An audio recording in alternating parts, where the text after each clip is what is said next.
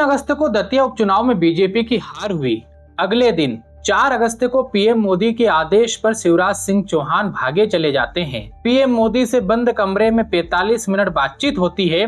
इसके बाद दिल्ली में ही शिवराज सिंह के आवास पर एमपी के सभी सांसदों की शिवराज मीटिंग लेते हैं। 7 अगस्त को मध्य प्रदेश के पूर्व बीजेपी अध्यक्ष वीडी शर्मा संसद में पीएम मोदी से मिलते हैं। इसके 9 दिन पहले यानी 31 जुलाई को वीडी शर्मा गृह मंत्री शाह से भी मिलते हैं। इसके बाद बारी आती है मध्य प्रदेश विधानसभा के अध्यक्ष और नरेंद्र मोदी सरकार में ही मंत्री रहे नरेंद्र सिंह तोमर की। वे दिल्ली जाते हैं। पीएम मोदी राजनाथ सिंह, नितिन गडकरी, धर्मेंद्र प्रधान और अश्विनी वैष्णव यानी बीजेपी के A++ नेताओं से मिलते हैं। वीडी शर्मा और नरेंद्र सिंह तोमर भी आपस में दिल्ली में मिलते हैं और लंबी बातचीत होती है। दूसरी ओर भोपाल में प्रहलाद पटेल और कैलाश विजयवर्गीय दोनों प्रहलाद पटेल के आवास पर लंबी चर्चा करते हैं। इन दोनों के बारे में एक गौर करने वाली बात यह भी है कि ये दोनों या तो साथ में मोहन कैबिनेट की मीटिंग में जाते हैं या नहीं जाते हैं। सबसे आखिर में 13 अगस्त को राज्य के बीजेपी के अध्यक्ष हेमंत खंडेलवाल भी दिल्ली जाते हैं और राष्ट्रीय अध्यक्ष नितिन नबिंद से बंद कमरे में सौजन्य भेंट करते हैं। मीटिंग्स जिन्होंने एमपी बीजेपी के नेता ही नहीं कांग्रेस का भी बीपी बढ़ा दिया है। एमपी में क्या होने वाला है, जो होने वाला है वो मैं बताने के लिए हूँ। मेरा नाम अमन व्यास है। ये मध्य प्रदेश का इकलौता डेडिकेटेड प्राइम टाइम शो ज्ञान गणित है। शुरू करते हैं।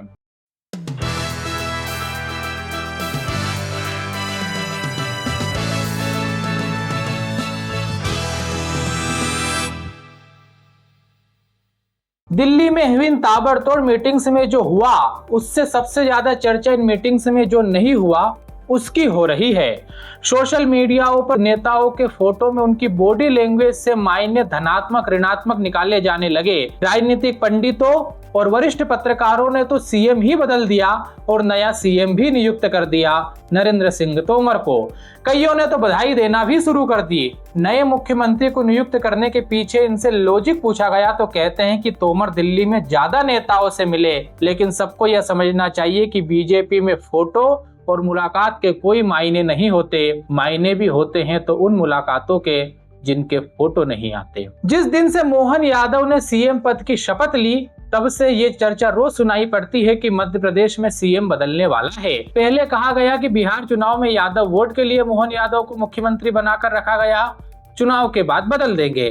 फिर दूसरे कारण वैसा ही इन मुलाकातों से सब सीएम बदलने के अंदाज लगा रहे हैं। लेकिन कहानी तो इसके उलट है। शीर्ष नेतृत्व राज्य के नेताओं को आदेशित कर रहा है कि मोहन ही राजा रहेंगे, सब उनके काम में उनका साथ दो। दतिया की हार से दिल्ली दरबार में मोहन यादव के नहीं बल्कि बाकी नेताओं के नंबर कम हुए हैं। स्टार प्रचारक की लिस्ट में शामिल कई नेताओं की कोई सक्रियता इस चुनाव में नहीं दिखी। दूसरी ओर ये नेता अपनी अपनी नर्मदा परिक्रमा और वृक्षारोपण में लगे हुए हैं। बयान तो छोड़ो, सोशल मीडिया तक प्रचार इन लोगों ने नहीं किया। एक प्रहलाद पटेल का बयान आया तो उन्होंने भी यह कह डाला कि हमारी राजनीति भी किसी भी दिन नरोत्तम मिश्रा की तरह खत्म हो जाएगी। दूसरी बात, मोहन यादव की कुर्सी पर कोई भी आंच आती तो दिल्ली दरबार सबसे पहले उन्हें बुलाता। लेकिन मोहन यादव तो अहमदाबाद में उद्योगपतियों से मिलकर राज्य में करोड़ों का इन्वेस्टमेंट और 5000 प्रत्यक्ष नौकरियां लेकर आए हैं। हर विभाग की मीटिंग कर रहे हैं। केंद्र की लाइन पर ही चलकर मध्य प्रदेश में सबसे बड़ी तिरंगा यात्राएं निकल रही है। सोचिए, यदि मोहन यादव की कुर्सी पर कोई भी आंच आती तो क्या वे इतना निश्चिंत दिखते। यादव जिस दिन से मुख्यमंत्री बने तब से ही यह सब चल रहा है और जब तक रहेंगे तब तक यह सब बातें चलती रहेगी, क्योंकि ताज तो हमेशा कांटों भरा ही होता है। मोहन यादव के लिए ज्यादा मुश्किल बीजेपी के सीनियर नेता है प्रहलाद पटेल, जो बीजेपी के 2023 में चुनाव जीतने के बाद शेरवानी पहनकर दिल्ली घूम रहे थे, क्योंकि उन्हें लग रहा था कि मोदी कैबिनेट से आया हूं, मैं ही मुख्यमंत्री बनूंगा। यही नरेंद्र सिंह तोमर को लगा था। कैलाश विजयवर्गीय तो अमित शाह के बहुत खास है। बंगाल में बीजेपी की नींव तैयार की थी, जिसके कारण बीजेपी की बंगाल में पहली बार सरकार बनी। इन सभी को मंत्री बने रहना इन वरिष्ठों को डिमोशन लग रहा है। और जिन शिवराज को केंद्र में मंत्री बनाया जा चुका है उनसे एमपी का मोह नहीं छूट रहा। दिल्ली में भी वो एमपी के इन्फ्लुएंसर, पत्रकारों, सांसदों में सर्वप्रिय होने के इनिशिएटिव लगातार चला रहे हैं। बड़ों की बेरुखी और कुछ हद तक बगावत से मोहन यादव सरकार के विकास कार्यों और इनिशिएटिव पर स्पीड ब्रेक लगना तो लाजमी ही है, लेकिन इससे मोहन सीएम नहीं रहेंगे, यह थोड़ी अतिशयोक्ति लगती है, क्योंकि मोहन यादव के एक एक काम की रिपोर्ट केंद्र को जाती है। मोहन यादव खुद महीने में 2 बार दिल्ली चले जाते हैं, शीर्षस्थ नेतृत्व से भेंटते हैं। केंद्र की इनिशिएटिव चाहे नक्सल मुक्त भारत बनाना हो, उसमें सबसे आगे एमपी, भोजशाला मामले को शांतिपूर्ण ढंग से निपटाने में एमपी, नदी जोड़ो अभियान में एमपी, यहाँ तक कि नीट का प्रोटेस्ट जंतर मंतर पर हुआ तो पीएम मोदी की लाइन पर चलते हुए मोहन यादव ने सबसे पहले अपने राज्य में फास्ट ट्रैक कोर्ट गठित की। तो इन बड़े नेताओं के फिर भेंट के मायने क्या है ये भी समझिए। एक कॉमन विषय तो दतिया में हार है ही, क्योंकि अगले साल निकायों के चुनाव, 28 में विधानसभा का चुनाव, 29 में लोकसभा चुनाव है, इसलिए अभी से समीक्षा और योजना बनानी पड़ेगी।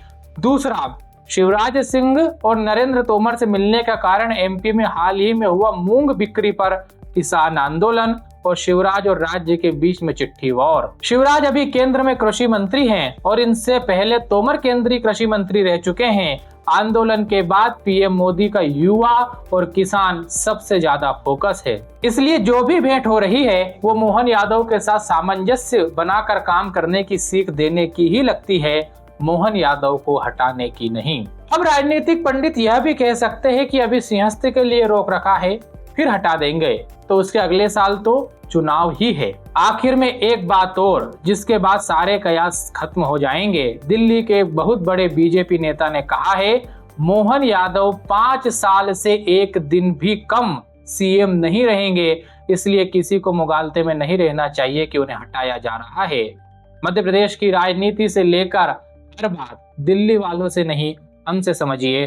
द जर्नलिस्ट को फेसबुक, इंस्टाग्राम और एक्स पर फॉलो कीजिए, यूट्यूब पर सब्सक्राइब कीजिए।